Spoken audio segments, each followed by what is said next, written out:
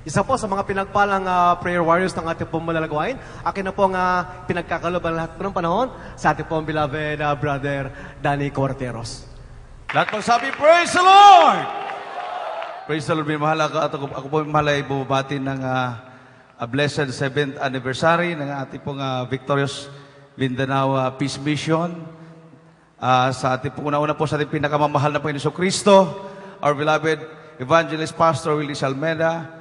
At hindi man namin mailahad yung aming pong karanasan 7 years ago, minamahal. Ang aming pong advice sa inyo ay kumuha po kayo bawat isa sa inyo ng Divine Grace Magazine dahil nandyan na po yung buong istorya ng Victorious Mindanao Peace Mission. Minamahal, inyo pong mabasa diyan kung paano kumilos, minamahal, ang kapangyarihan ng ating mahal na Panginoon Jesucristo. Unang-una po, minamahal, nung ako po'y na-assign sa Cagayan de Oro City, bigla pong tumawag sa akin ng ating pong kagalang-galang na pastor, minamahal, hating gabi po yon. Nung mayroon pong nakidnap na pari, mga guro at mga estudyante sa Basilan. Ang sabi po ng ating mahal na pastor sa akin, Brother Danny, i-update mo ako sa kidnapping sa Basilan. Brother Danny, kailangan ma-rescue natin ang mga hostage. Kawawa sila. Marami nang nag-attempt na pasukin, i-negotiate. Walang nangyari. Kung ma-coordinate mo sa isang radio station dyan, sabi ko, Bombo Radio, mahal na pastor, pwede siguro. Sabi niya, sige, madalian mo. Dahil kawawa sila, delikado ang kanilang buhay. Sa madalit sabi, mahal na coordinate ko po yun at sila po nag-usap through radio. Nationwide po yun, minamahal. At nakausap po yung Basilan Crisis Committee Chairman. Ni-reject po yung offer ng ating mahal na pastor. Dahil sabi nga narinig ko sa radio, Evangelist Almeda, hindi na kailangan na pumasok ka doon. Dahil mayroong pare doon at siya ay nanalangin din sa Diyos niya. Kawawa. Kanilang tinanggihan ang plano ng mahal na Panginoon sa kaligtasan ng mga hostage. Bigla pong tumakas, minamahal, yung mga Abu Sayyaf at pumunta ng Sulu. At nabalitaan na naman na nagdagdag po sila ng mga hostage from Sipadan, Malaysia, minamahal. 21 hostages po yon, galing sa iba't ibang bansa, sa Germany, sa France, sa Austria, mayroon pong galing sa Malaysia, at mayroon pong 2 Pilipino. Sabi niya, Brother Danny, umuna ka na sa Sulu. Hindi na kailangan na magpaalam tayo. Ako'y inutusan ng mahal na Pinoon. Kailangan natin i-rescue ang lahat ng mga na-hostage ng Abu Sayyaf. Mag-ayuno ka ng 10 days bago ka pumunta sa Hulo. Sabi ko, opo, mahal na pastor. Natapos ko pong 7 days. Bigla po siyang tumawag, ilang days ka na ngayon? 7 days na po, mahal na pastor. Sabi niya, tama na yan.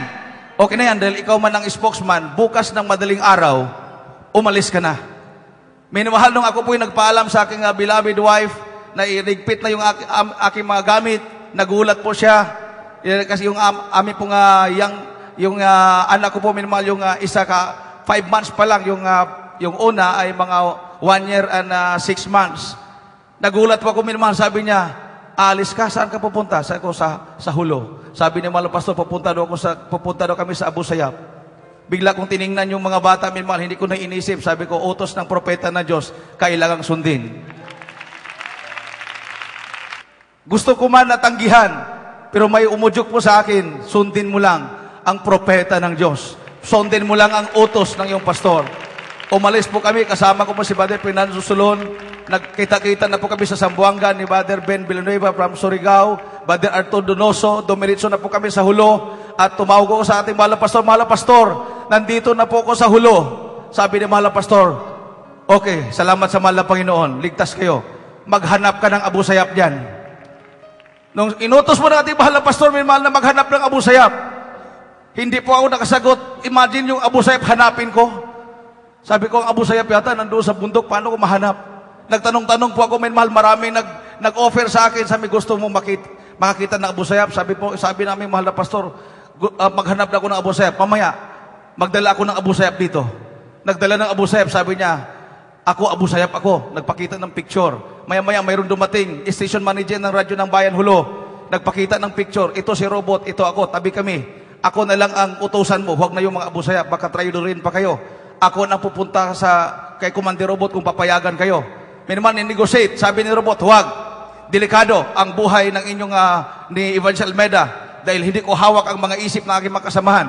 Sabi ko, sabihin mo, papayag o hindi si Robot, sabi ng mahal na pastor, papasukin ang kampo ng Abu Sayyaf.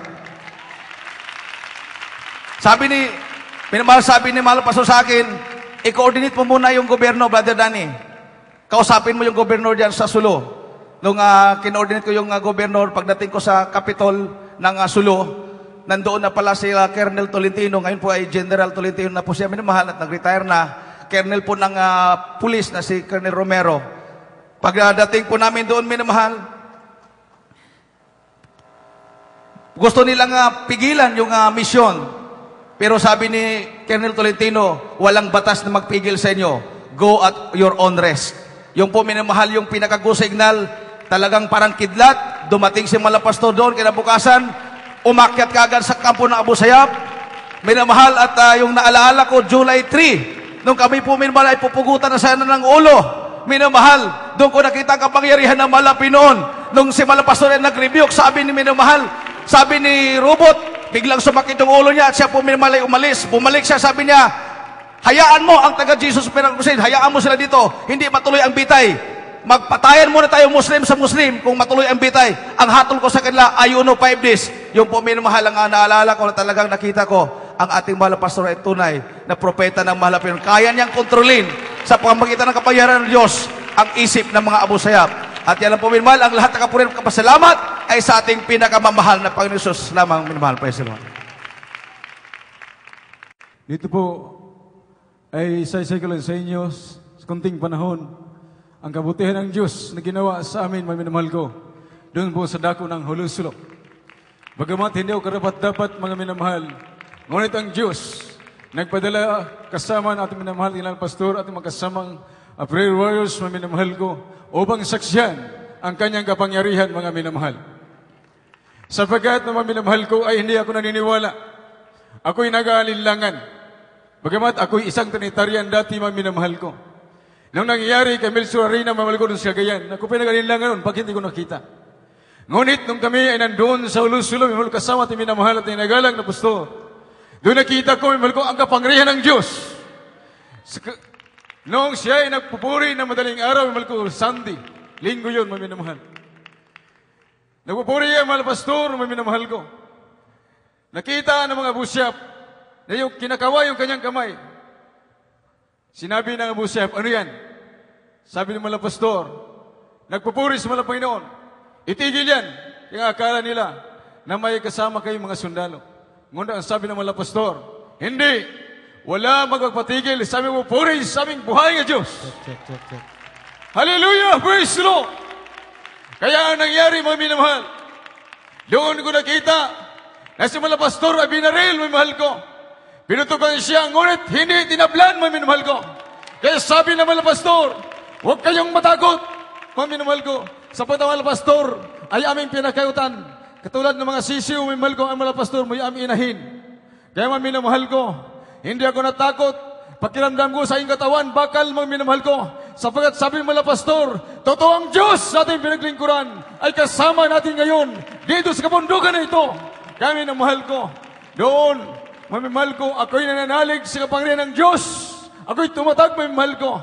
Kahit anong takot, wala sa aking mahal ko, sapagat kasama namin ang Diyos na pinaglingkuran ating minamahal na pastor at nating lahat, mamimahal ko. Kaya mamimahal ko, sa ngayon, kahit may mga trials man dumating, mamimahal ko, ang kapangyarihan ng Diyos ay lagi kong naalaala, may mahal ko. Lagi kong ginugunita sa iyong sarili, may mahal ko. Sabat ang Diyos ay totoo. Siya, may minamahal ko. Siya ang Diyos sa biglaan noon, ni Abraham. At kayon, ng ating minamahal na pastor, may mahal ko.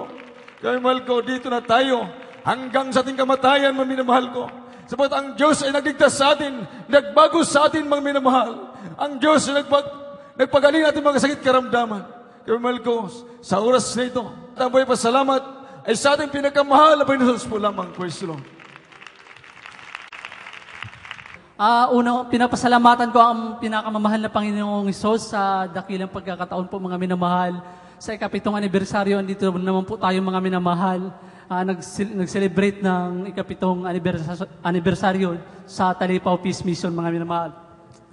Pinapasalamatan ko po ang ating pinakamamahal na Panginoon na bagamat hindi po ako karapat-dapat, isa po ako